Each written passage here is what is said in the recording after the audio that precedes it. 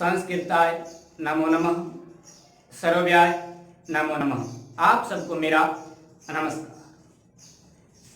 Dear students, हम पढ़ने जा रहे हैं अच संधि। अच का मतलब होता है स्वर।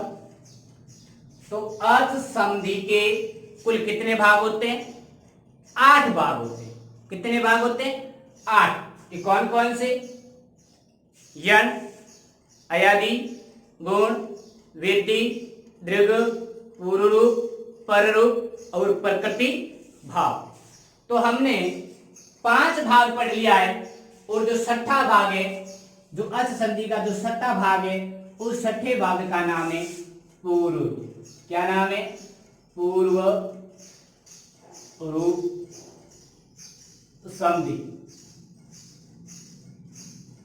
प्रत्येक संधि का एक एक उदाहरण एक एक सूत्र होता है। तो उसी प्रकार पूर्व रूप संधि का भी एक सूत्र है। लेकिन क्या होता है कि पूर्व रूप और अयादि में इतना ज्यादा अंतर बहुत है, लेकिन थोड़ा सा हमें ध्यान रखना पड़ेगा कि क्या होता है कि पूर्व रूप जो संधि का जो सूत्र होता है, उस सूत्र का नाम है एंग पदांतादति। ये इनका सूत्र है। किनका है? एंग पदांतादति। आप देखिए यहां पर इतना सा ध्यान दीजिए कि एंग क्या है?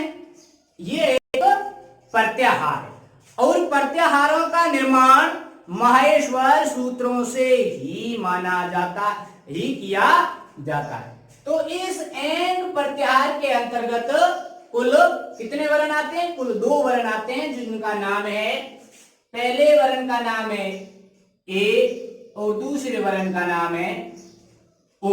ये एंग प्रत्याहार के अंतर्गत 2 वर्ण आते हैं। पहले वर्ण का नाम है ए और दूसरे वर्ण का नाम है ओ। ठीक। अब आ जाए पदांत। पदांत का मतलब क्या होता है? पद के अंत में। पद के अंत में। अब पद के अंत में हमें क्या मिलना चाहिए? पद के अंत में यदि हमें चाहे ए मिले चाहे ओ मिले, ये हमें कहां मिलेंगे? ये हमें पद के अंत में मिलेंगे। क्योंकि प्रिय विद्यार्थियों, कोई भी हम जब संधि को सॉल्व करते हैं या उनका हल करते हैं, तब हमारे पास 2 या 2 से अधिक पद होते हैं। अब पद के अंत में यदि यदि ए मिल रहा है या ओ मिल रहा है, ठीक है, पद के अंत में चाहे ए मिल रहा है चाहे ओ मिल रहा है। अब अति का मतलब क्या होता है? इस अति में ती का लोप हो जाता है या ती की इत संज्ञा हो जाती है, तो शेष क्या रहता है? अ। ठीक है, तो अ भी क्या है? ये भी अ भी एक अच है। और आपको पता है संस्कृत में अच कितने प्रकार के होते हैं? 3 प्रकार के, ह्रस्व अच, दीर्घ अच, प्लुत अच। तो ये अ कौन सा है? ये अ है जो ह्रस्व है। ठीक है, अब देखो कि इसका परिभाषा क्या है। परिभाषा ये है कि इत्यनेन सूत्र। इत्यनेन सूत्रेन का मतलब होता है कि इस सूत्र से। कौन सा सूत्र? एंग पदांतादति सूत्र से।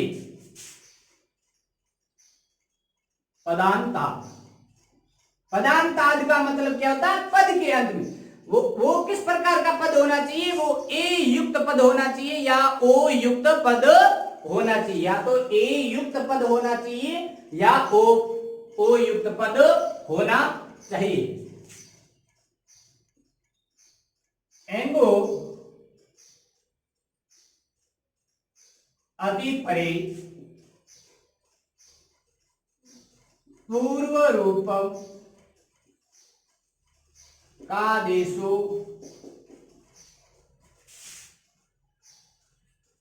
भवति। कि इस सूत्र से कि पद के अंत में हमें कौन सा प्रत्याहार मिलना चाहिए? एंग प्रत्याहार मिलना चाहिए। एंग प्रत्याहार का मतलब होता है या पद के अंत में हमें ए मिले या पद के अंत में ओ मिले और उनके बाद में हमें ह्रस्व वाला अ मिल जाता है, तो कौन सी संधि होगी? तो पूर्व रूप संधि होगी। भाव ये है यदि पद के अंत में ए मिल रहा है और ए के बाद में अ मिल रहा है, या पद के अंत में ओ मिल रहा है और ओ के बाद में क्या मिल रहा है, अ मिल रहा है, तो कौन सी संधि हो जाएगी, पूर्ण रूप। थोड़ा सा अयादी के बारे में ध्यान दें। अयादी में भी क्या होता है कि पहले पद के अंत में हमें क्या मिलता है, ए मिलता है, और पहले पद के अंत में भी हमें क्या मिलता है, ओ। किसमें, अयादी में भी मिलता है। अयादी में पहले पद के अंत में ए या ए भी मिलता है, ओ या ओ भी मिलता है, लेकिन पूर्ण रूप में क्या होता है कि पद के अंत में चाहे ए, वो ए से युक्त होना चाहिए या ओ से युक्त होना चाहिए। अब उनके बाद में क्या होता है, पूर्ण रूप में सिर्फ ह्रस्व स्वर ही मिलना चाहिए। आ नहीं मिलेगा, ई नहीं मिलेगा, उ नहीं मिलेगा, री री री ए ऐ ओ औ यहाँ पर हमें नहीं मिलना चाहिए। और अयादी में क्या होता है कि कोई भी स्वर मिल सकता है।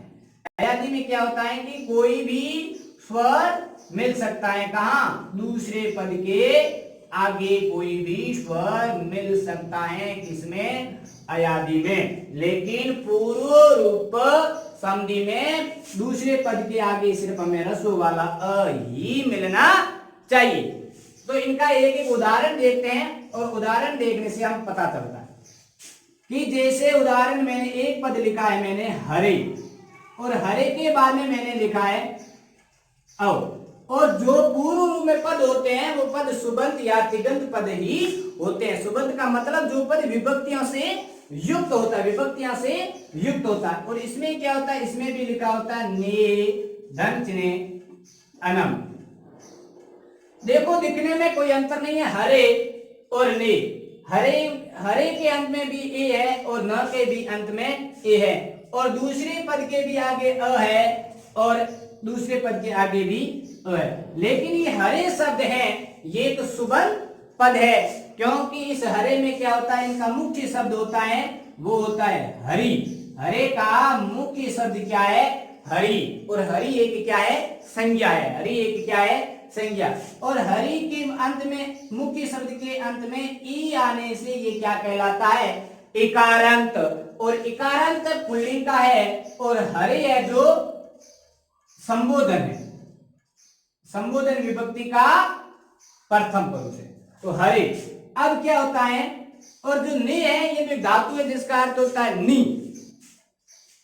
अब देखो ने के बाद में अनम जुड़ जाता है, तो इस ने के बाद में क्या आ रहा है, ए आ रहा है, और दूसरे पद के आगे क्या आ रहा है, अ आ रहा है। अब अयादी के सूत्र से हम इनको सॉल्व करते हैं कि ए के बाद में कोई भी स्वर आता है तो ए के स्थान पर क्या होता है, अय होता है। ए के स्थान पर क्या होता है, अय।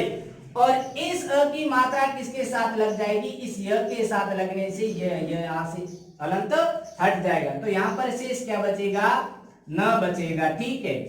और इस न के साथ मात्रा किसकी आ जाएगी, अ की आ जाएगी, ठीक है। उसके बाद हम क्या लिखेंगे, य लिखेंगे, और दूसरे पद के अंत में हमें क्या बचा है, नम बचा है। तो क्या बन जाएगा, नयनम। और नयनम का अर्थ होता है आम। अब देखो ये हरे और अव, इसमें क्या होता है, ये हरि। तो हरे का मुख्य शब्द क्या है, हरि, इकारांत पुल्लिंग और संबोधन है। अब देखो यहाँ पे क्या होता है, हरे, इस रे से हमने अब ए को अलग कर दिया, ठीक है। और उसके बाद में हम क्या लिख रहे हैं, अव लिख रहे हैं। अब समझौता किनके बीच में होगा, इस ए और अ के मध्य ही होगा, क्योंकि अब आपको पता है ये एक विभक्ति युक्त शब्द है, तो कौन सी संधि होगी, पूर्ण रूप होगी। तो ये अ क्या करेगा, इस रे के साथ आके मिलेगा, मतलब इस ए के साथ आके मिलेगा, तो पहला पद है वैसा का वैसा रखा जाएगा, मतलब हरे का हरे रखा जाएगा। और इस अ का अस्तित्व कहां मिल गया, इस रे में मिल गया, तो इस अ का यहां से क्या हो जाएगा, लोप हो जाएगा। यह अ ए के साथ मिलने से इस अ का यहां से क्या हो जाएगा, लोप हो जाएगा। पहला पद है वैसा का वैसा रखा जाएगा। अब देखो दूसरे पद के अंत में हमें शेष क्या बचा है, अव बचा। अब देखो कि अ का मेल किसके साथ हुआ, ए के साथ हुआ। ए को है वैसा का वैसा रख दिया, और अ का लोप होने के कारण या तो लुप्ताकार का चिन्ह दिया जाता है या अवग्रह का चिन्ह लगाया जाता है। अब लुप्ताकार और अवग्रह का चिन्ह किस प्रकार का होता है, लुप्ताकार अवग्रह का चिन्ह अंग्रेजी के एस की तरह होता है। और वो कहां लगाया जाएगा? वो इस अ के स्थान पर लगाया जाएगा। तो क्या बोलोगे? हरेव। अब इस अ को बोला नहीं जाता, इस अ का उच्चारण नहीं किया जाता है, क्योंकि इस अ का अस्तित्व कहां मिला दिया हमने? ए के साथ मिला दिया। तो हरेव इस अ को नहीं बोला जाता है, ये ध्यान रखें। इस अ को नहीं बोला जाता। कि क्यों नहीं बोला जाता है? क्योंकि इस अ को हमने ए के साथ मेल कर दिया, ए के साथ मिलाप कर दिया, ए के साथ संधान कर दिया, और अ का लोप होने के कारण या तो हम लुप्ताकार अवग्रहित चिन्ह से सिर्फ दर्शाते हैं। जिस प्रकार लिख दिया मैंने ते, क्या लिख दिया? ते। ते क्या है? ये भी एक सर्वनाम है। ते एक सप्तमी विभक्ति का एक वचन है। और ये तवम, तवम का अर्थ होता है तुम, और सप्तमी विभक्ति होने के कारण इसका अर्थ होता है कि तुझ में। अपी का अर्थ होता है भी। अब देखो ये ते है, इस ते के अंत में, त के अंत में क्या आ रहा है? त के अंत में ए आ रहा है, और दूसरे पद के आगे क्या आ रहा है? अ, और अ के बाद में क्या आ रहा है? पी आ रहा है। ठीक है, आप देखो समझौता तो इनके बीच में होगा। ये अ कौन सा स्वर? अरस्व स्वर। और अयादी में क्या होता है कि कोई भी स्वर हो सकता है। अ, आ, ई, उ, री, री, ए, ऐ, ओ, औ, कोई भी स्वर हो सकता है, लेकिन पूर्ण रूप दूसरे पद के आगे सिर्फ अरस्व ही होना चाहिए। और इस अरस्व को हम लुप्ताकार या अवग्रहित चिन्ह के रूप में दर्शा देते हैं, और पहला पद है वैसा का वैसा रख देते हैं। तो इस ते को क्या करते हैं? इस ते को है वैसा का वैसा रख दो, और इस अ को क्या करते हैं? या लुप्ताकार या अवग्रहित चिन्ह के रूप में लिख देते हैं, और दूसरे पद में क्या बचा हुआ है? पी। तो क्या बन जाएगा? ते पी। और इस का उच्चारण नहीं किया जाएगा, तो क्या हो जाएगा? ते अपी। क्या हो जाएगा? ते अपी। अब जैसे मैंने एक लिख दिया है परसीदो, परसीदो धन चिन्ह अस्ति। क्या लिखा है? परसीदो धन चिन्ह अस्ति। अब परसीदो ये भी एक विभक्ति युक्त शब्द है, और परसीदो अंत में तो क्या आ रहा है? ओ आ रहा है, और दूसरे पद के आगे क्या आ रहा है? अ आ रहा है। तब आपको थोड़ा सा ज्ञान करना है कि ए या ओ के बाद में कोई ह्रस्व अ आए तो कौन सी संधि होती है? पूर्व रूप। तो पूर्व रूप का मतलब होता है कि पूर्व रूप है वैसा का वैसा रख दो। तो परसीदो को है वैसा का वैसा रख दो, और इस अ को किस में बदलोगे? आप लुप्ताकार या अवग्रह में बदल दोगे। तो देखिए ते धन चिन्ह अतः, ये हमारा पूर्व पद है, और ये हमारा उत्तर पद है। कोई भी संधि को हम सोल्व करते हैं तो हमारे पास पद कितने होते हैं? पद दो होते हैं। एक होता है पहला पद, और एक होता है दूसरा पद। आप देखो पहले पद के अंत में क्या आ रहा है? ए आ रहा है, और इस ए के बाद में क्या आ रहा है? अ आ रहा है। अब ये अ कौन सा है? ये अ ह्रस्व स्वर है। तो ह्रस्व स्वर इस अ का क्या हो जाएगा? इस ते के साथ, और ते में जो के है उस ए के साथ मेल हो जाएगा। तो जो पूर्व रूप है वो पूर्व रूप है वैसा का वैसा रख दो, मतलब ते का ते रख दो। अब इस अ का जो अस्तित्व हो वो इस ए के साथ मिल गया है, तो ये अ क्या हो गया? अलुप्त हो गया, अलोप हो गया। अब लुप्त या लोप होने के कारण इस अ को हम अवग्रह या लुप्ताकार के चिन्ह में बदल देते हैं। अब इस अ को हमने अवग्रह या लुप्ताकार चिन्ह में बदल दिया, तो पीछे क्या बचा? त्र। तो क्या हो जाएगा? ते त्रह, ते त्रह, यानी तुझ में यहाँ।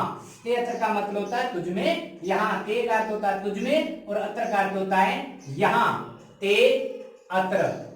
अब देखो दूसरा है उदाहरण, जैसे एक मैंने ले लिया सो, और सो के बाद में ले लिया अपी। ठीक है, ये तो हमारा पहला पद हो गया, और ये हमारा दूसरा पद हो गया। पहले पद को पूर्व पद भी बोला जाता है, और दूसरे पद को उत्तर पद भी बोला जाता है। अब इस क्या होता है कि इस सो में स के अंत में क्या आ रहा है? ओ आ रहा है। स के अंत में क्या आ रहा है? ओ। अब इस अ का मेल किसके साथ हो जाएगा? ओ के साथ मेल होने से ओ का ओ ही रहेगा, कहने का मतलब है पहला पद है वैसा का वैसा ही रहेगा, तो सो का सो ही रहेगा। और इस पूरी तरह से ये इस ओ के अंदर समा गया है, मतलब का लोप हो गया, का लुप्त हो गया। अब लोप और लुप्त होने के कारण इस को हम किस में बदल देंगे, अवग्रह में बदल देंगे और पी से लिख देंगे अपि, सु अपि, यानी उससे भी, सो अपि। अब देखो जैसे अगला पद है, इसका सूत्र यही होता है कि ए के बाद में लिख दोगे आप पदांताद एकाराद अति परे क्या लिखोगे सूत्र, ए पदांत पद के अंत में एकार होता है, मतलब ए होता है, उसके बाद में अरस्व होता है, तो क्या हो जाता है, पूर्व रूपे में कादेशो भवति, मतलब पूर्व रूप है वैसा का वैसा ही रहेगा और अ का अवग्रह में बदल देंगे। अब जैसे मैंने लिख दिया है राज्य का मुख्य शब्द क्या होता है, राज्य, और इस राज्य का अर्थ होता है राज्य में, और उसके बाद मैंने क्या लिख दिया, अपि, क्या लिख दिया, अपि।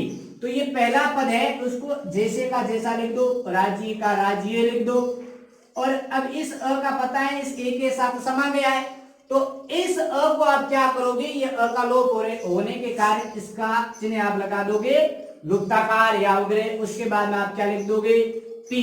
अब वापस इसे पढ़ोगे तो आप क्या पढ़ोगे, राज्य पी।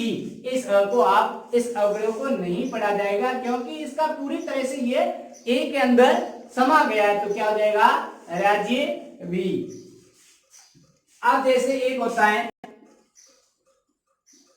विष्णु, क्या है, विष्णु, और विष्णु के बाद में क्या है, अत्र। अब विष्णु अत्र, इसका सूत्र ये होता है कि ओ के बाद में क्या होता है, पदांताद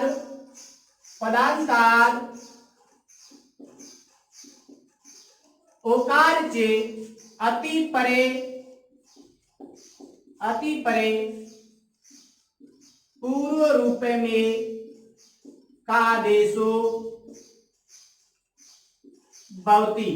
अब देखो विष्णु, तो ये भी विभक्ति युक्त शब्द है, तो आप क्या करोगे, विष्णु को विष्णु लिख दोगे, और इस अ का लोप किसके साथ हो जाएगा, ओ के, विष्णु ण में जो है उसके साथ लोप हो जाएगा। लोप होने के कारण लुप्ता करे अवग्रह चिन्ह में इस अ को बदल दिया जाता है, आप क्या लिख दोगे, विष्णु त्रह, क्या लिख दोगे, विष्णु ते अत्र सोपि राज्यपि विष्णु त्रह। उसके बाद आप क्या लिख दो, जैसे एक पद में और दे रहा हूं भीतो, और भीतो के बाद मैंने क्या दे दिया, अस्मि, मतलब डरा हुआ। अब देखो भीतो अंत में क्या आ रहा, ओ, और ठीक है, इस ओ के साथ किसका मेल हो जाएगा, किसका, ये अ इस ओ के साथ चला जाएगा, तब क्या हो जाएगा, भीतो का भीतो, और इस अ को किस में बदल दोगे, लुप्ताकार, क्या हो जाएगा, भीतो अस्मि। अब जो आपके पाठ्य पुस्तक में जो निम्न उदाहरण हैं, जो किताब में है, वो सारे मैं आपको लिखकर और समझाऊं। आप देखो जो आपकी पाठ्य पुस्तक में जो उदाहरण आए हुए हैं, उदाहरण या पाठ्य पुस्तक में जो पाठों में जो संधि आई हुई है, कौन सी संधि, पूर्व रूप, उनको अपन समझे। देखो कुत्तो, और कुत्तों के बाद में लिखा हुआ अत्र, तो क्या करेंगे, इस अ का मेल किसके साथ हो जाएगा, ओ के साथ हो जाएगा। तो आप इस पूर्व में क्या होता है, पहला पद होता है ना, पहला पद, उसको है वैसा का वैसा रख दो, मतलब कुत्तों को कुत्तो लिख दो। अब इस अ को क्या कर दो, आप अवग्रह में बदल दो, उसके बाद आप क्या लिख दोगे, त्रह, पुत्रो कुतो त्रह, उस अ को नहीं बोला जाता। आप देखो यतो हम, तो यतो को क्या करोगे, आप यतो को यतो लिख दोगे, इस अ का अस्तित्व ओ के अंदर समा गया, और इस अ का आप क्या लिख दोगे, अवग्रह, तो आप उसके बाद में क्या बचा हुआ, अहम, आप क्या लिख दोगे, यतो अहम। उसके बाद में क्या है, जैसे लिखा हुआ है प्राप्तो, और उसके बाद में लिखा हुआ अहम। अब प्राप्त तो इस त में क्या है ओ, और ओ के बाद में क्या आ रहा, अरस्व आ रहा है, तो कौन सी संधि होगी, पूर्व रूप। पूर्व रूप संधि होने के कारण आप क्या करोगे, प्राप्तो को प्राप्तो लिख दोगे, ठीक है। और इस अ का अस्तित्व ओ के अंदर समा गया है, तो इस अ का लोप हो गया, और इस अ को आप अवग्रह या लुप्ताग्रह का चिन्ह लगा दोगे, और उसके बाद में आप क्या लिख दोगे, अहम। प्राप्तो अहम, मैंने प्राप्त किया, प्राप्तो अहम। उसके बाद में क्या लिखा, पाठे। तो पाठे में क्या होता है, इस ख के अंदर किसकी मात्रा आती है, एक ही है, और उसके बाद में क्या ह्रस्व आ रहा, तो आप क्या लिख दोगे, पाठे का पाठे लिख दोगे, और इस अ को आप अवग्रह में लिख दोगे, और उसके बाद में लिख दोगे शामीन। क्या हो जाएगा, पाठे अस्मिन, यानी इस पाठ में। आप देखो क्या लिखा हुआ, कुमारो। क्या लिखा हुआ, कुमारो। तो कुमारो, रो में क्या, र में क्या आ रहा, ओ, और यह अ इस ओ के अंदर आ जाएगा, तो अ यहां से लोप हो जाएगा, और लोप होने के कारण इस अ का हम क्या लिखेंगे, लुप्ताकार या अवग्रह का चिन्ह लगा देंगे, और फिर यहाँ पर क्या बच गया है, यम। क्या लिख दोगे, कुमारो यम। उसके बाद में लिखा हुआ गगने। क्या लिखा हुआ, पहला पद लिखा हुआ गगने, तो ये मैंने लिख दिया पहला पद गगने। अब गगने, गगने, तो ये पदांत कैसा है, ये ए पदांत है, तो अंत में क्या आ रहा है, ए, और ए के बाद में क्या आ रहा है, अ आ रहा है, तो इस अ का मेल किस में हो जाएगा, ए में हो जाएगा, मतलब गगने, और इस अ का अवग्रह, और उसके बाद आप लिख दोगे वह लोके। क्या लिख दोगे, वह लोके, यानी गगने व लोके। उसके बाद है पथिको। तो पथिको, ये पथिको, तो इस क में किसकी मात्रा आई, ओ की। अब इस ओ के साथ में कौन आ जाएगा, ये अ आ जाएगा, ये अ आ जाएगा, तो यहां से हट जाएगा, और हट जाता या इनकी इत संज्ञा हो जाती या लोप हो जाता, तो इस अ को किस में बदलेंगे, लुप्ताकार या अवग्रह में बदल देंगे। उसके बाद आप क्या लिखोगे, पी। क्या हो जाएगा, पति को अपी। उसी प्रकार आप क्या लिख दोगे, ईतो, और इस अ का मेल ओ के साथ हो जाएगा, तो इस अवग्रह लिख देंगे, और फिर लिख दोगे इतोपी।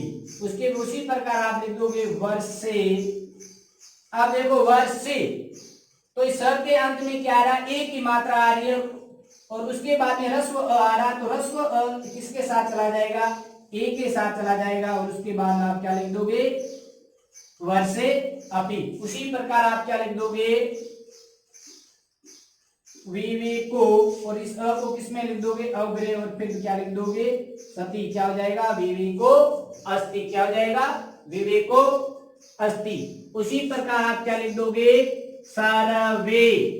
सर्वे का सर्वे लिख दोगे, इस अ को लुप्ताकार में बदल दोगे, और पी से क्या बचा, पी, तो क्या हो जाएगा, सर्वे पी, यानी सभी भी। रहितो, अब रहितो, तो अंत में क्या आ रहा, ओ आ रहा है, और ओ के बाद में क्या आ रहा है, अ आ रहा है, तो अ किसके साथ चला जाएगा, ओ के साथ मेल हो जाएगा, और अ का क्या हो जाएगा, लोप हो जाएगा, और लोप होने का लुप्ताकार या अवग्रह का चिन्ह लगाएंगे, तो क्या लिख देंगे, रहितो पी। क्या लिख देंगे, रहितो पी। अब जैसे नई को, तो नई को का क्या लिख देंगे, नई को। अब इस अ को नहीं लिखा जाएगा, क्योंकि अ किसमें चला जाएगा, ओ में, और अ के स्थान पर क्या लगा जाएगा, अवग्रह, और उसके बाद में क्या लिख दिया जाएगा, पी। उसी प्रकार संग्रह का क्या लिखा जाएगा, संग्रह, ठीक है, और इस अ का ओ के साथ मेल हो जाएगा, तो अ को अवग्रह या लुप्ताकार में लिख देंगे, उनके बाद में हम क्या लिख देंगे, शिप, संग्रोश। उसी प्रकार क्या लिख देंगे, प्रस्तुतो, और इस अ का किसके साथ मेल हो जाएगा, अ के साथ हो जाएगा, ओ के साथ, तो क्या लिख देंगे, प्रस्तुतो यम। उसी प्रकार जैसे लिखा हुआ शरणो अहम, तो आप क्या लिख दोगे, शरणो, पहला पद है वैसा वैसा रख दो, अ की जगह अवग्रह या लुप्ताकार लगा दो, और हम का हम लिख दो, तो शरणो। उसी प्रकार इतो अपि, अब इतो का इतो लिख दो, अ की जगह अवग्रह लगा दो, और पी से क्या बचा, पी, तो इतो पी। उसी प्रकार क्या लिखा हुआ, सास को, ये लिख दो सासपो, ठीक है। और इस अ का क्या लगा दोगे, अवग्रह, क्यों, क्योंकि इस अ का किसके साथ लोप हो गया, ओ के साथ, और पी से क्या बचा, पी। उसी प्रकार आप क्या लिख दोगे, पोयम, क्या लिख दोगे, पोयम। इसे पढ़ा नहीं जाएगा, पोयम। ये कौन सी संधि के उदाहरण है, ये है पूर्व रूप संधि के उदाहरण, ठीक है, पूर्व रूप संधि के उदाहरण। अब हम पढ़ेंगे अर्थ संधि का जो 7वां भाग है, उस 7वें भाग का नाम है पर रूप संधि, ठीक है। जो 6ठा भाग था, उस 6ठे भाग का नाम था पूर्व रूप संधि। ध्यान लगा कर देखिए, आपको पूरा पूरा समझ में आ जाएगा। पर रूप का मतलब होता है बाद का रूप, बाद, और पूर्व का मतलब होता है पहले। जो पहले पद का रूप है वो पूर्व रूप, और जो बाद के पद का रूप है जो पर रूप। अब देखो इसमें क्या था कि पूर्व रूप संधि में क्या था, जो पहले का पद था, वो पहला पदांत था, वो वैसे का वैसा रखा गया, ठीक है। और जो दूसरे पद में रस्व अ आया था, उस अ का लोप ए या ओ में हो जाता था, लेकिन उस अ को दर्शाने के लिए हम क्या करते, हमने क्या किया, उसको अ को दर्शाने के लिए अग्र या लुप्ताकार के रूप में दर्शा दिया। तो पूर्व रूप में जो पहला पद था वैसा का वैसा रखा गया। तो पर रूप में क्या है कि जो बाद का पद है, जो उत्तर पद है, जो दूसरा पद है, वह वैसे का वैसा रखना है, ठीक है। आप अपन कोई भी संधि करते हैं तो उसमें पद कितने होते हैं, पद हमारे पास 2 या 3 होते हैं। अब देखो कि पूर्व रूप का अर्थ होता है पहले के बाद। तो संधि में क्या होता है, जब दो वर्णों का आपस में ही मेल होता है वही संधि कहलाती है, और पदों का मेल होना समास कहलाता है। आप देखो मैं यहां पर लिख रहा हूं पूर्व वर्ण, क्या लिख रहा हूं, पूर्व वर्ण। पूर्व वर्ण का मतलब ये है, आपको ये मानना है कि पहले पद के अंत में आने वाला वर्ण, पहले पद के अंत में आने वाला, पहले पद के अंत में आने वाला वर्ण क्या कहलाएगा, पूर्व वर्ण, ठीक है। उसके बाद में मैं क्या लिख रहा हूं, पर रूप वर्ण।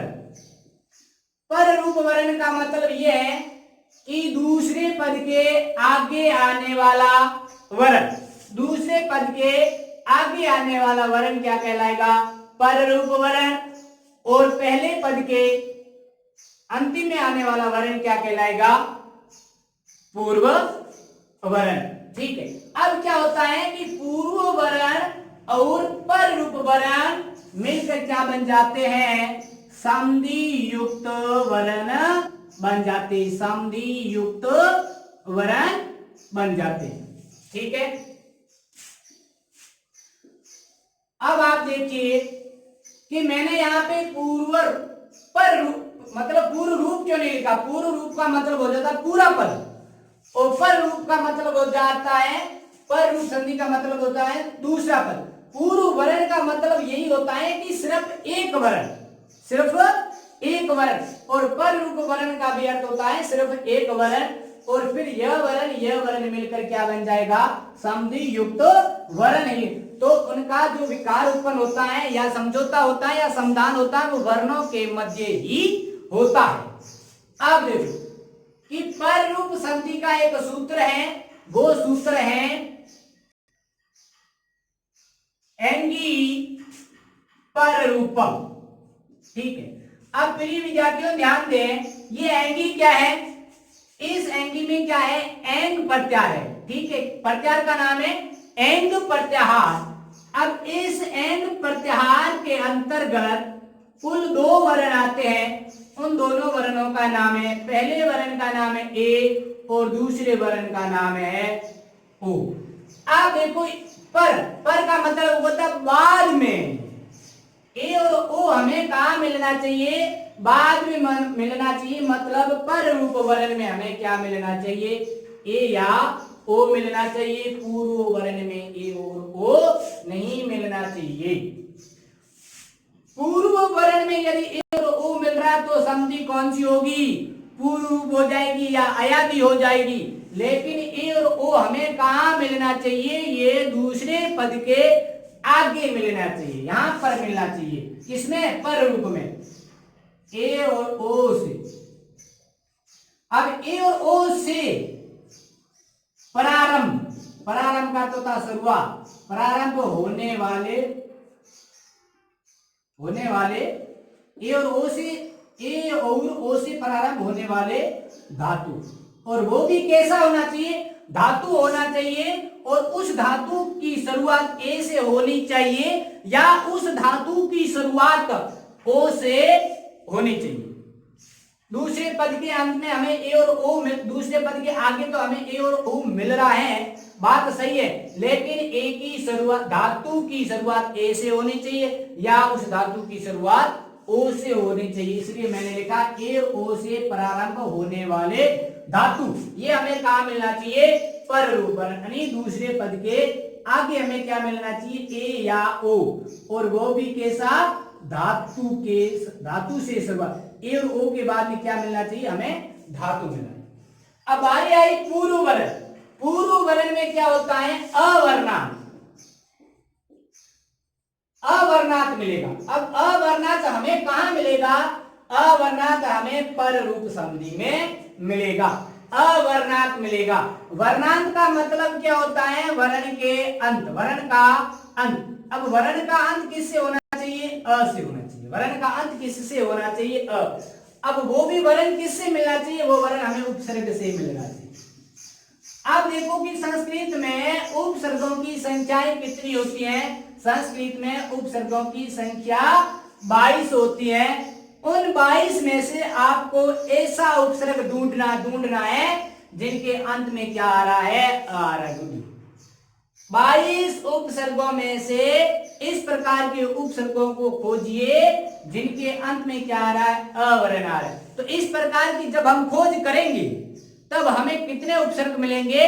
मात्र 4 उपसर्ग ऐसे मिलेंगे जिनके अंत में क्या आ रहा है? अ आ रहा। जिनके अंत में क्या आ रहा है? अ आ रहा। अवर्णांत वाला हमें क्या मिलना चाहिए? उपसर्ग मिलना चाहिए। अवर्णांत वाला हमें क्या मिलना चाहिए? उपसर्ग मिलना चाहिए। अवर्णांत उपसर्ग मिलना चाहिए, और उसके बाद में हमें क्या मिलना चाहिए? ए या ओ, और वो भी प्रारंभ होने वाले धातु शब्द। तब क्या बन जाएगा? पर रूप संधि युक्त वर्ण बन जाएगा, संधि युक्त वर्ण बन जाएगा। आप जैसे एक उदाहरण में दे रहा हूं,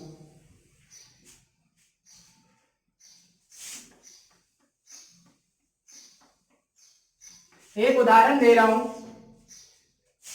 कि मैंने पहले पद में क्या लिखा है? पर लिखा, ठीक है। अब देखो पर क्या है? उपसर्ग। ऐसे उपसर्ग हमें कितने मिलने चाहिए? 4। वो 4 हमें कहां मिलेंगे? वो हमें पूर्व वर्ण में मिलेंगे, यानी पहले पद में मिलेंगे। कौन कौन से उपसर्ग? पर भी मिल सकता है, अप भी मिल सकता है, उप भी मिल सकता है, और अव भी मिल सकता है। ये 4 ऐसे उपसर्ग है जिनके अंत में क्या आ रहा है? अ रस्व आ रहा है। बड़ा आ नहीं चलेगा, सिर्फ अ ही चलेगा, आ नहीं चलेगा। जैसे आपने लिख दिया प्रा, अरे प्रा, प्रा के अंत में क्या आ रहा? आ हमें नहीं मिलना चाहिए, हमें सिर्फ क्या मिलना चाहिए? प्र, जैसे अ मिलना चाहिए। अब देखो प्र, ये पर क्या है? उपसर्ग।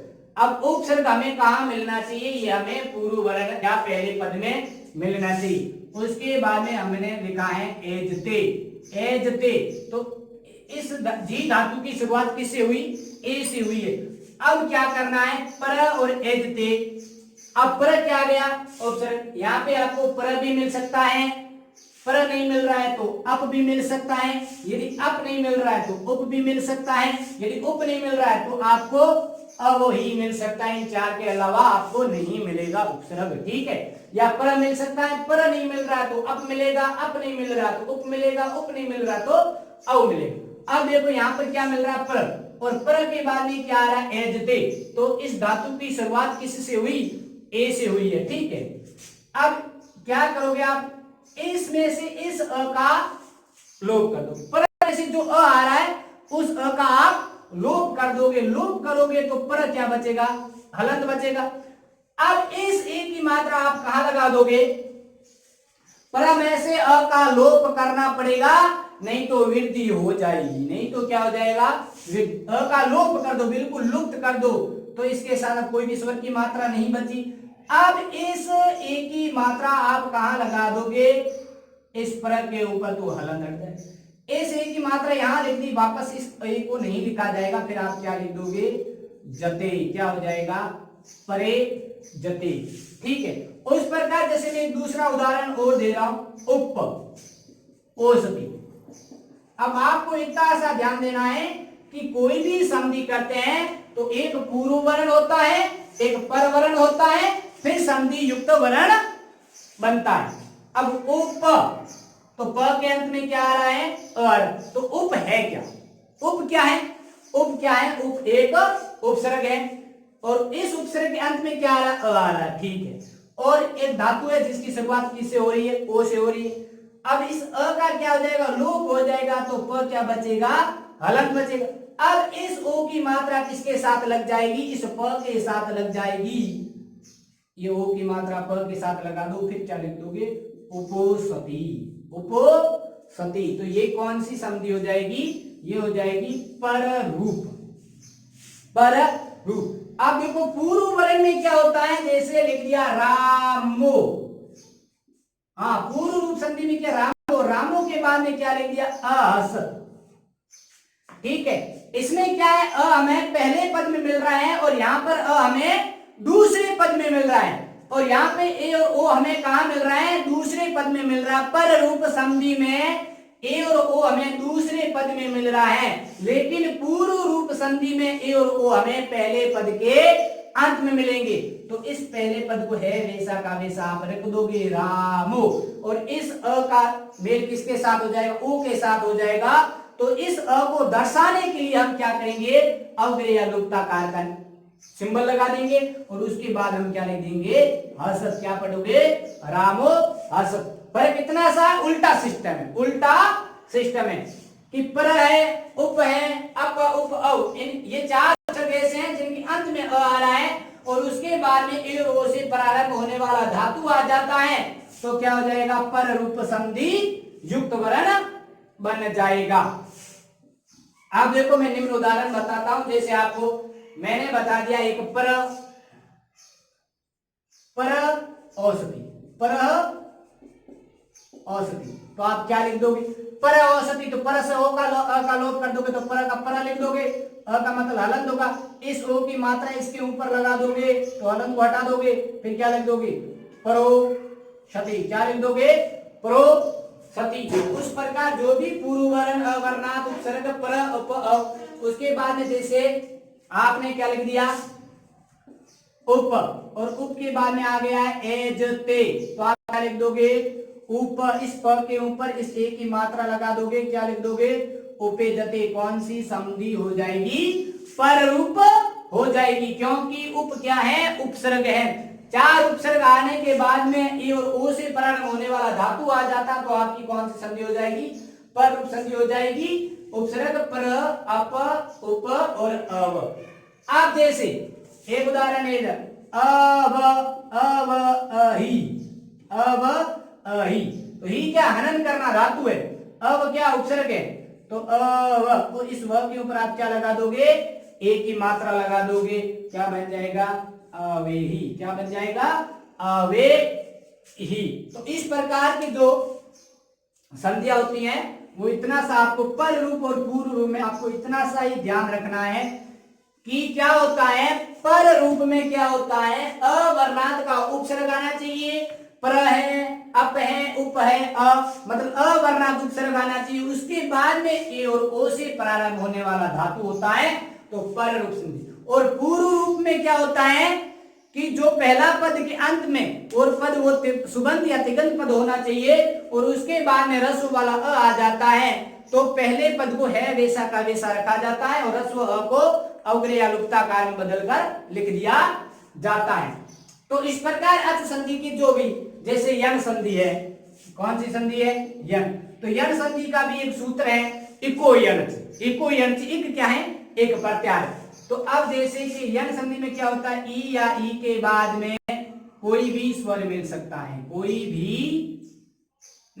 भिन्न स्वर, ई या ई के बाद में कोई भिन्न स्वर मिल सकता है, ठीक है।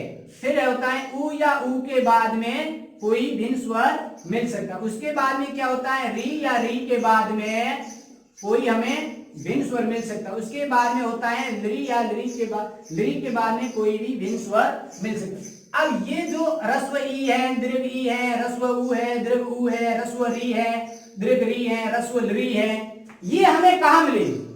जब हम संधि करेंगे, जैसे यण संधि करेंगे, तब हमें ह्रस्व ई, दीर्घ ई, ह्रस्व उ, दीर्घ उ, ह्रस्व री, दीर्घ री और ह्रस्व री हमें कहां मिलेंगे? ये हमें पूर्व वर्ण में मिलेंगे। कहां मिलेंगे? पूर्व वर्ण में।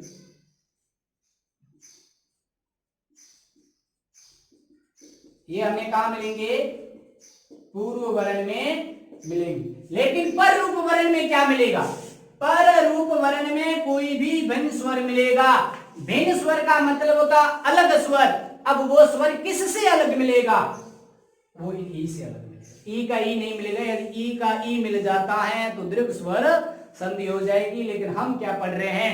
यण संधि। ये कोई भी भिन्न स्वर मिल सकता है। कोई भी भिन्न स्वर का मतलब ये होता है ई के बाद में ई नहीं मिलना चाहिए, ऊ के बाद में ऊ नहीं मिलना चाहिए, री के बाद में री नहीं मिलना चाहिए, री के बाद में री नहीं मिलना चाहिए। उनके अलावा कोई भी हमें स्वर मिल सकता। तो हम क्या लिख देते हैं? पर रूप में हम क्या लिख देते हैं? कोई भी भिन्न स्वर मिल जाता है तो ई के स्थान पर क्या हो जाता है? य हो जाएगा। ऊ के स्थान पर क्या हो जाएगा? व हो जाएगा। री के स्थान पर क्या हो जाएगा? किसका आदेश हो जाएगा? र का आदेश हो जाएगा। और ली के स्थान पर किसका आदेश हो जाएगा? ल का आदेश हो जाएगा। अब जो भी भिन्न स्वर आएगा उस भिन्न स्वरों की मात्रा किसके साथ युक्त हो जाएगी या किसके साथ जुड़ जाएगी? य व र ल के ऊपर जुड़ जाएगी। य व र ल के ऊपर जुड़ जाएगी। ये किसका सूत्र होता है? यण का। अयादी का सूत्र क्या है? अयादी का भी सूत्र 2 नंबर पे अयादी संधि है। उस अयादी संधि का सूत्र है, सूत्र याद रखें। इसका सूत्र यण का सूत्र है जैसे इको यण थी, इको यण थी। उसी प्रकार अयादी का सूत्र है एचो अय वायावह, वायावह। बिल्कुल सरल है। अचो या वायावह। मतलब क्या है? अब क्या है? ए के बाद में कोई भी स्वर, ए के बाद में कोई भी स्वर। अब ए के बाद, अब ए हमें कहां मिलेगा? ए हमें कहां मिलेगा? ए हमें कहां मिलेगा? ए हमें पूर्व वर्ण में ए भी मिल सकता है, ऐ भी मिल सकता है, ओ भी मिल सकता है और औ भी मिल सकता है। यहाँ पे ध्यान देना, यहाँ पे क्या होता है? थोड़ा पर पूर्व रूप और अयादी में थोड़ा भिन्नता, थोड़ी समानता पाई जाती है। ए और ऐ, ओ और औ। अब इनके बाद में क्या होता है कि कोई भी स्वर, ये कोई भी स्वर हमें कहां मिलना चाहिए? ये हमें पर रूप यानी दूसरे पद के आगे मिला। तो ए के स्थान पर किसका आदेश हो जाता है? ए के स्थान पर ऐ का आदेश हो जाएगा। और ऐ के स्थान पर किसका आदेश हो जाता है? आय का आदेश हो जाता है। ओ के स्थान पर किसका आदेश हो जाता है? अव का आदेश हो जाता है।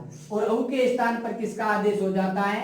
आव का आदेश हो जाता है। तो अय, आय, अव, आव, जो भी स्वर आएगा उस स्वर की मात्रा य व पे लग जाएगी। तो ये संधि युक्त वर्ण है। आप देखो कि पूर्व रूप में और अयादी में समानता कैसे पाई जाती है? समानता इस प्रकार पाई जाती है जैसे लिख दिया ने और ने के बाद में लिख दिया अनम, ठीक है। तो पूर्व रूप में क्या होता है कि पहले पद के अंत में हमें क्या मिलना चाहिए? ए मिलना चाहिए। और अयादी में भी क्या होता है? हमें पहले पद के अंत में क्या मिल रहा है? ए। और ए के बाद में कोई भी स्वर आ सकता है, जरूरी नहीं है कि ह्रस्व नहीं आना चाहिए, आना चाहिए, आ भी आना चाहिए। ई, ऊ, री, री, ए, ऐ, ओ, औ। तो ये ने है ये ने एक सुबंत या तिगंत नहीं है, ये ने है जो सुबंत नहीं है, इसलिए क्या हो जाएगा, इस ए का अय हो जाएगा और इस अ की मात्रा इसके साथ बन जाएगी तो क्या बन जाएगा, नयनम। जैसे होता है ते अपी, अब ते अपी, अब जो ते है ये एक सुबंत पद है, सुबंत के अंत में जैसे ए या ओ आ जाता है, उसके बाद में रस्व आ जाता, तो कौन सी संधि हो जाएगी, पूर्व रूप हो जाएगी। तो क्या लिख दोगे, ते अपी। ये इनमें समानता पाई जाती है, लेकिन करने और अलग अलग होता है। अब देखो अयादि के बाद में जैसे गुण होता है, क्या होता है, गुण। गुण में क्या होता है कि पहले पद के अंत में हमें क्या मिलना चाहिए, अ या आ मिलना चाहिए, अ या आ मिलना चाहिए, और या तो हम ठीक है, अ और आ के बाद में हमें ई या ई मिल रहा है, अ या आ के बाद में हमें ई या ई मिल रहा है, तो उनके स्थान पर किसका आदेश हो जाएगा, अ का आदेश हो जाएगा। अब अ या आ के बाद में ई और ई के स्थान पर उ या उ मिल रहा है, तो उनके स्थान पर किसका आदेश हो जाएगा, ओ का आदेश हो जाएगा। यदि पर रूप में हमें क्या मिल रहा है, री मिल रहा है, लेकिन पूर्व वर्ण में अ या आ रहा है और पर रूप वर्ण में री आ रहा है, तो उनके स्थान पर किसका आदेश हो जाएगा, आर का आदेश, सॉरी अर का आदेश हो जाएगा। ठीक है, उसके बाद में माना कि अ या आ के बाद में द्रि मिल रहा है, अ या आ के बाद में द्रि मिल रहा है, तो उनके स्थान पर किसका आदेश हो जाएगा, अल। तो ये संधि युक्त वर्ण बन जाएंगे, ये हमारे पर रूप वर्ण में मिलेंगे, और पूर्व वर्ण में हमें सिर्फ क्या मिलेगा, अ और आ ही मिलेगा। देखो यहाँ पर अ हमें और कहा मिलेगा, और पूर्व वर्ण में मिलेगा, वहां पर हमें आ नहीं मिलेगा, लेकिन उसके बाद में क्या ई उ मिलेगा, लेकिन यहाँ पर ई उ री के अलावा कोई नहीं मिलेगा गुण में। उसके बाद में होता है वृद्धि, उसके बाद में कौन सी संधि आती है, वृद्धि संधि आती है। कौन सी संधि आती है, वृद्धि में क्या होता है, इसका भी एक सूत्र होता है, वृद्धि रेचि। ठीक है, वृद्धि रेचि, इसमें क्या होता है, अ या आ के बाद में, अ या आ के बाद में, और आ हमें कहा मिलना चाहिए, ये हमें पूर्व वर्ण में मिलना चाहिए, लेकिन पर रूप में वृद्धि में हमें क्या मिलना चाहिए, ए या ऐ मिल जाए, अ या आ के बाद में ए या ऐ मिल जाता है, तो उनके स्थान पर आदेश किसका हो जाता है, ऐ का ही आदेश होता है। अ या आ के बाद में हमें ओ या औ मिल जाता है, तो उनके स्थान पर आदेश किसका हो जाएगा, औ का आदेश हो जाएगा। अब और आ के बाद में हमें री मिल रहा है, तो उनके स्थान पर आदेश किसका हो जाएगा, आर का आदेश हो जाएगा। किसका आदेश हो जाएगा, आर का आदेश हो जाएगा। किसमें, वृद्धि। अब बारी आती है दीर्घ की, अब बारी किसकी आती है, दीर्घ संधि। दीर्घ संधि में क्या होता है, हमें पहले पद में तो क्या मिल रहा है, पहले पद में हमें अ और आ मिल रहा है, पहले पद के अंत में हमें क्या मिल रहा है,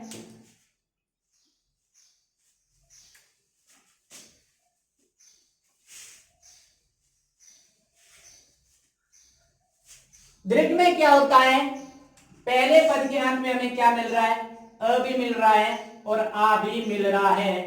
ठीक है, अ भी मिल रहा है और आ भी मिल रहा है, लेकिन पर रूप वर्ण में भी हमें क्या मिल रहा है, अ भी मिल रहा है और आ भी मिल रहा है, तो इन्हीं का क्या हो जाएगा, दीर्घ हो जाएगा। इनके स्थान पर आदेश किसका हो जाएगा, दीर्घ। तो संधि युक्त वर्ण क्या बनेगा, आ बनेगा। कि पर पूर्व वर्ण में अ या आ रहा है और पर रूप वर्ण में भी अ और आ रहा है, तो संधि युक्त वर्ण क्या बनेगा, आ बन जाएगा। संधि युक्त वर्ण क्या बन जाएगा, आ बन जाएगा। जैसे पहले पद में हमें ई या ह्रस्व ई या दीर्घ ई भी मिल रही है, और पर रूप वर्ण में भी हमें ह्रस्व ई या दीर्घ ई भी मिल रही है, तो संधि युक्त वर्ण क्या हो जाएगा, दीर्घ ई हो जाएगी, दीर्घ ई हो जाएगी। अब देखो पूर्व वर्ण में हमें चाहे ह्रस्व उ मिले चाहे दीर्घ उ मिले, लेकिन पर रूप वर्ण में भी हमें ह्रस्व उ मिले या दीर्घ उ मिले, तो उनके स्थान पर या संधि युक्त वर्ण क्या हो जाएगा, दीर्घ उ हो जाएगा। देखो कि पूर्व वर्ण में चाहे हमें ह्रस्व री मिले चाहे दीर्घ री मिले, ठीक है, कहा पूर्व वर्ण में चाहे हमें ह्रस्व री मिले चाहे दीर्घ री मिले, और पर रूप वर्ण में भी हमें क्या मिल रहा है, चाहे ह्रस्व री चाहे दीर्घ री मिले तो उनके स्थान पर आदेश किसका होगा? दीर्घ री का ही आदेश होगा। ये किसका सूत्र है? ये दीर्घ स्वर संधि का सूत्र है। अब दीर्घ स्वर संधि के बाद में कौन सी संधि आती है? उसका नाम है पर रूप, सॉरी पूर्व रूप। पूर्व रूप में से आपको ना ध्यान दीजिए, एक बार आपका रिवीजन हो जाएगा कि जो पूर्व रूप होता है, पूर्व रूप में क्या होता है? पहले पद के अंत में हमें क्या मिलना चाहिए? ए या ओ ही मिलना चाहिए। अब ए और ओ कैसा मिलना चाहिए?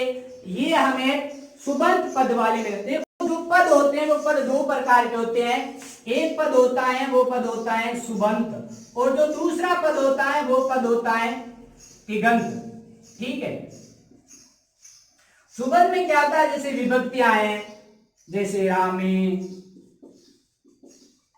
बालके, जैसे हरि, जैसे फल्ले, जैसे पुस्तके, जैसे रामो।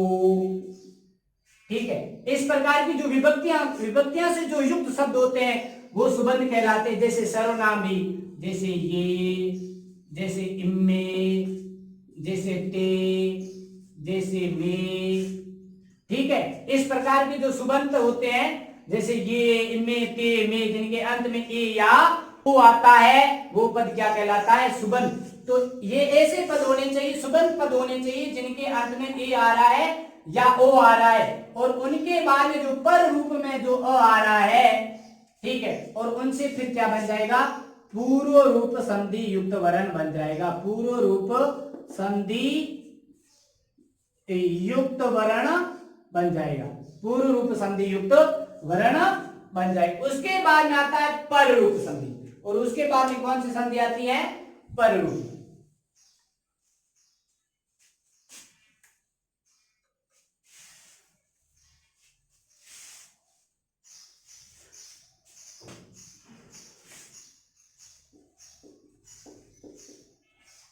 पर रूप में क्या होता है? जो पर पहले का पद होता है वो वैसे का वैसा ही रखा जाता है। इसमें क्या होता है? अवर्णात आता है। अवर्ण आना चाहिए। किसके बाद में अवर्ण आना चाहिए? वो उपसर्ग के बाद में आना चाहिए। उपसर्ग क्या होता है? जैसे पर है, पर का अर्थ होता है प्रकर्ष, अधिक, समीप। उसके बाद में होता उप का अर्थ होता है समीप या पास में। उसके बाद में आता है अप का अर्थ होता है अपमान करना, हनन करना, बहिष्कार करना। उसके बाद में आता है अव का अर्थ होता है नीचे या न्यून। पुनः देखिए कि पर रूप में जो उपसर्ग आते हैं वो उपसर्ग कितने आएंगे? पर रूप में उपसर्ग 4 आएंगे, क्योंकि इन चारों उपसर्गों के अंत में ही अ आ रहा है। अब पर के अंत में अ आ रहा, उप के भी अंत में अ आ रहा, अप के अंत में भी अ। और पर का अर्थ क्या होता है? प्रकश करना, अधिक या उत्तम। उप का अर्थ होता है समीप या पास। अप का अर्थ होता है अपमान करना, हनन करना, बहिष्कार करना। और अब का अर्थ क्या होता है? नीचे या न्यून या कम दिखावा करना। ठीक है, उसके बाद में ए और ओ आ जाता है। वो किससे होता है? वो धातु युक्त होता है। नहीं, ए और ओ से प्रारंभ होने वाले धातु, प्रारंभ होने वाले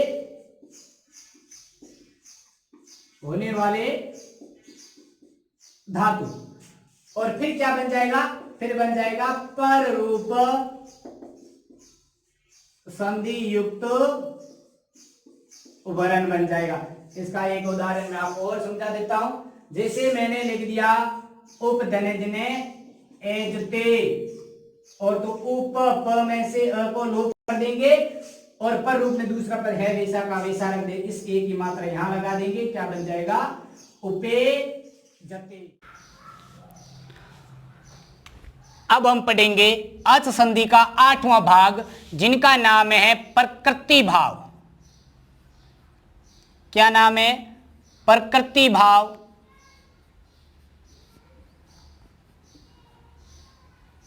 संधि। देखो, प्रकृति भाव संधि का अर्थ होता है कि कोई भी हम संधि करते तो उसमें पद कितने होते हैं? पद 2 होते हैं। जो पहला पद होता है उसे हम कहते हैं पूर्व पद, ठीक है, और उसके बाद में जो दूसरा पद होता है उसे हम कहते हैं उत्तर पद, ठीक है। तो प्रकृति भाव का ये नियम होता है कि न तो कोई पूर्व पद में परिवर्तन होगा और न ही कोई उत्तर पद में परिवर्तन होगा।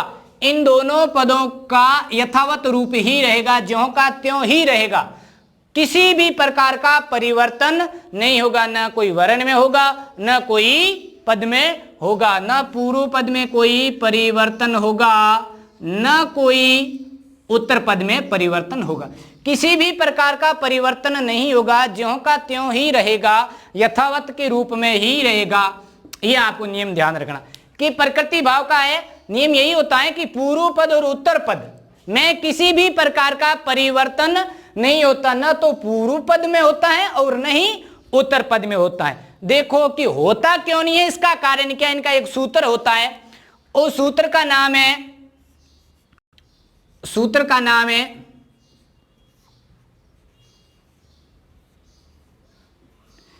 इदु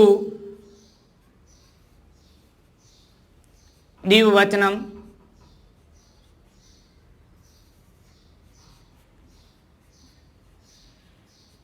परग्रहम।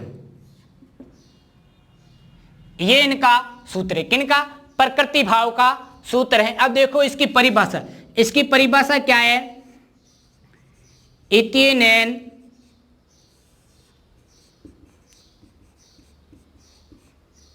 सूत्रेण, इत्यनेन सूत्रेण मतलब इस सूत्र से इकारांत का मतलब क्या होता है कि ऐसा पद जिनके अंत में हमें क्या मिल रहा है, बड़ी ई की मात्रा मिलती है, बड़ी ई की मात्रा, वह पद क्या कहलाता है, इकारांत। ठीक है, उसके बाद में आता है उकारांत। अब देखो उकारांत का मतलब क्या होता है कि ऐसा पद जिनके अंत में हमें बड़े ऊ की मात्रा मिलती है, पद के अंत में या शब्द के अंत में हमें बड़े ऊ की मात्रा मिलती है, तो वो पद क्या कहलाता है, उकारांत। ठीक है, उसके बाद में लिखा होता है एकारांत। ऐसा पद जिनके अंत में क्या मिल रहा है, ए की मात्रा मिल रही है, वह पद क्या कहलाएगा, एकारांत। ऐसे पद जिनके अंत में ई की मात्रा मिल रही है तो इकारांत, और जिन पद के अंत में ऊ की मात्रा मिल रही है तो उकारांत, और जिन पद के अंत में ए की मात्रा मिल रही है तो एकारांत। अब ये इकारांत, उकारांत, एकारांत कौन से वचन में होना चाहिए, तो द्विवचनम में। कौन से वचन में, द्विवचनम में।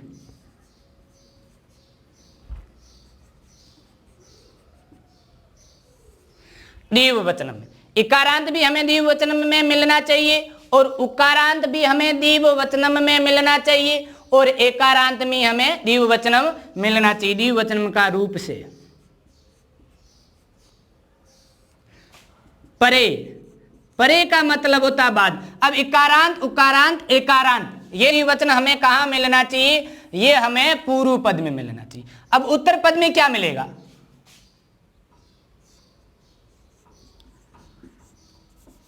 परे यदि स्वर वर्णम भवति,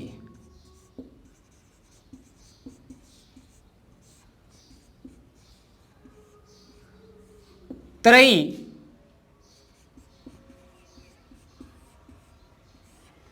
प्रकृति भाव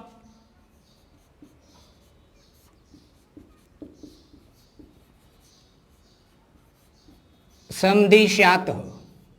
परिभाषा इत्यनेन सूत्रेण इकारांत, उकारांत, एकारांत द्विवचनम रूप से परे यदि स्वर वर्णम भवति त्रयम प्रकृति भाव संधि स्यात्। आप देखो कि इस प्रकार के पद ढूंढो जो है इकारांत हो, उकारांत हो, एकारांत हो, और वह भी कौन सा वचन होना चाहिए, द्विवचनम, और उनके बाद में कोई स्वर वर्ण। अब देखो कि संस्कृत में संस्कृते त्रीणि वचनानि भवन्ति, संस्कृत में 3 वचनम होते हैं, एक वचनम, द्विवचनम और बहुवचन, और संस्कृत में 7 विभक्तियां होती हैं और 3 पुरुष होते हैं।